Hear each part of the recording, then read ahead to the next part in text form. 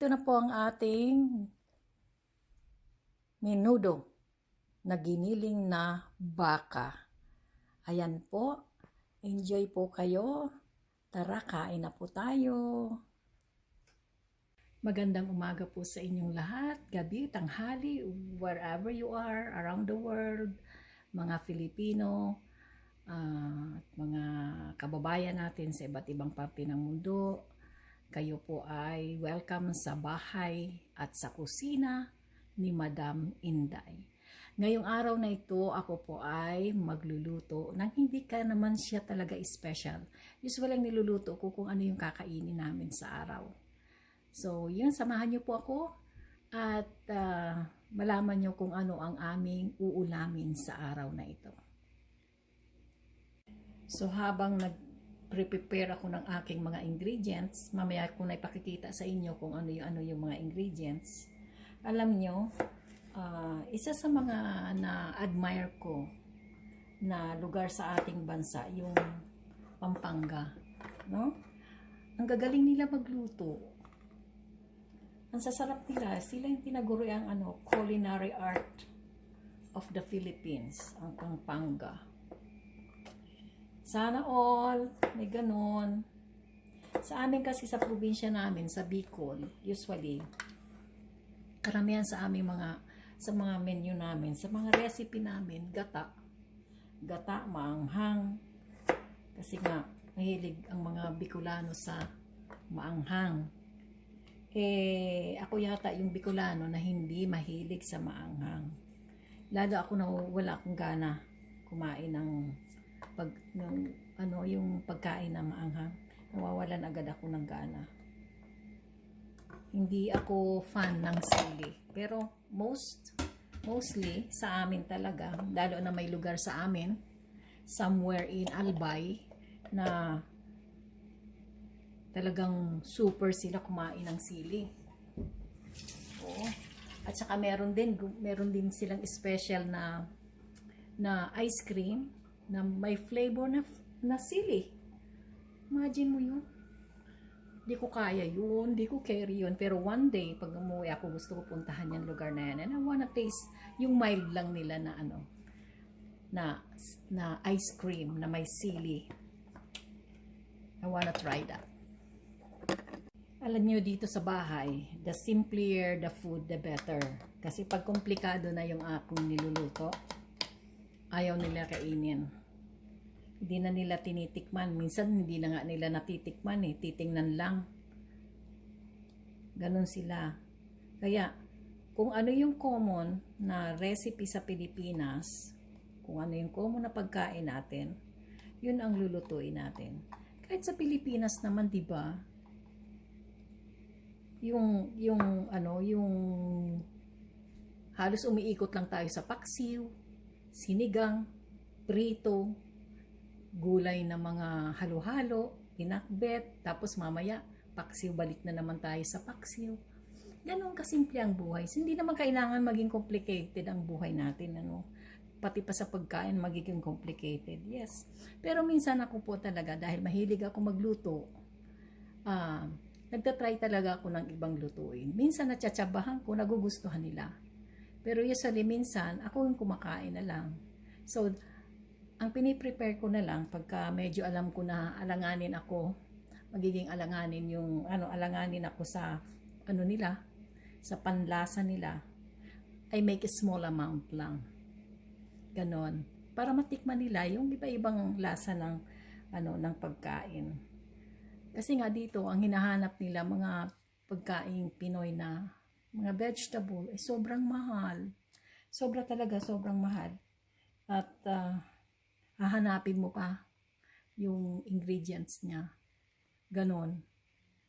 So yun, habang ako na almost done with my preparation sa mga ingredients ko, magsisimula na tayong magluto. Alam nyo itong nilulutuin ko na to. Basta enjoy nyo lang ang panunood. Okay? So para po sa ating ingredients, meron tayong diced onion, meron tayong chopped garlic, diced carrots, diced green pepper. Meron tayong tomato sauce dito. Ito po ay frozen kasi sobra ito nung tomato sauce nung nakaraan ko. Kaya frozen ko siya. And I have here ground beef. So alam niyo na siguro kung ano ang ang aking lulutuin. So may idea na kayo kung ano ang aking lulutuin. So una po, ang ating gagawin ay painitin muna natin yung ating kawali. So lagyan natin ng mantika, ang ating kawali. So susunod na natin yung ating bawang.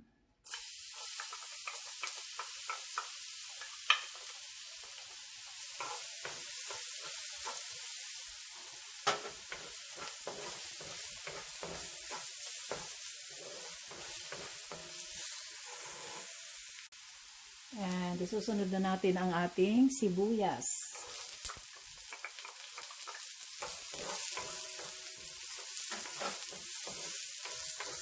So, pagkatapos, pag gisa-gisa na natin yung sibuyas at saka bawang, susunod na po natin ay ang ating giniling. Yan.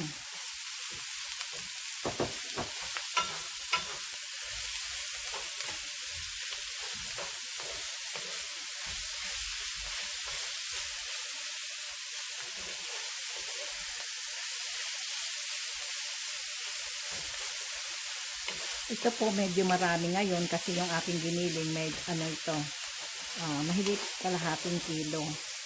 Itong ulam na ito, tiyak magugustuhan ito ng mga bata. Hindi man ako madalas magluto nito, pero pagka nagluto naman ako, ubos talaga nila yun. So yun, halo-haluin lang po natin hanggang sa mabisa-bisa ang ating giniling.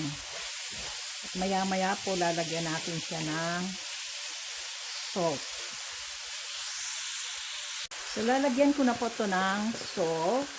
Sabi ko sa inyo na tayo po ay may kanya-kanyang panlasa. So timplahan nyo ang inyong pagkain according to your taste. Yan, bakit po nilagyan kaagad siya ng salt? Kasi para mag-soak yung alat doon sa giniling. Pero tuloy lang po natin yung pagigisa hanggang sa maluto. Maluto na ng bahagya yung ating giniling. Ready na po ito. Ang susunod nating ilalagay ay ang ating tomato sauce.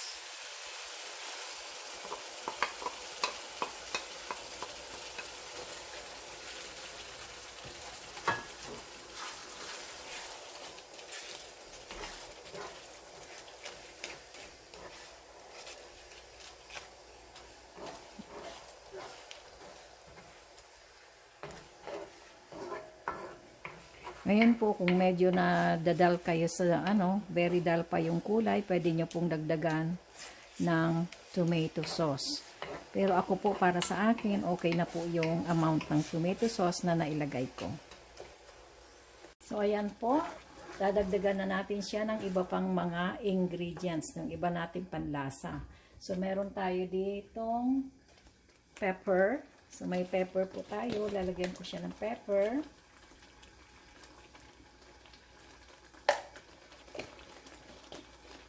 Maglalagay din po ako ng oregano. Okay? May oregano.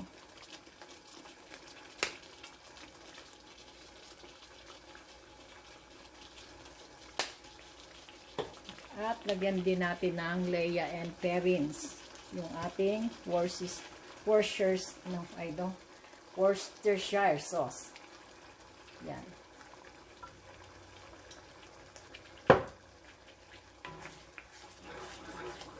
Ayan po, masarap siya.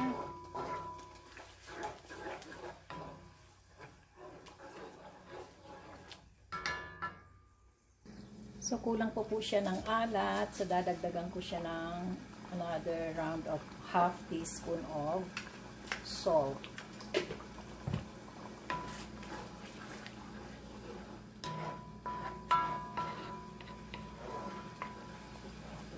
At At isusunod na natin ang ating carrots.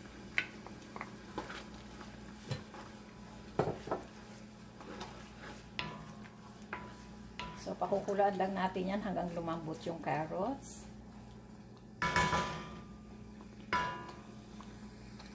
So, ang pinakahuli nating ilalagay ay ang ating green pepper. So, yung green pepper po, hindi naman kailangan siyang lutong-luto. Pero kung kayo mahilig sa medyo crunchy na green pepper, okay lang po yan. Pero kung hindi, pwede nyo po ituloy hanggang sa maluto siya. So, pakuluan lang po natin ito mga 1 o 2 kulo. And then, that's it. So, alam nyo na kung anong niluto ko. Menudo na walang patatas. Opo, wala po siyang patatas kasi po wala po akong patatas sa aking pantry ngayon. Pero dahil meron naman siyang carrots, yan, carrots, ayos na po yan. Sabi nga natin, simplihan natin ang bawat pagkain, kung ano yung available sa ating sa kusina, doon na lang tayo mag-concentrate ng ating lulutuin. Yan, kaunting pakulo na lang po at pwede na siyang ihain. Ito ang ating masarap na pananghalian ngayon. So, ang ating ulam ngayon ay menudo na giniling na baka. Kung kayo po ay natuwa sa aking ginawa sa araw na ito, please don't forget to like, comment, and share my video. Salamat po. Kain po tayo.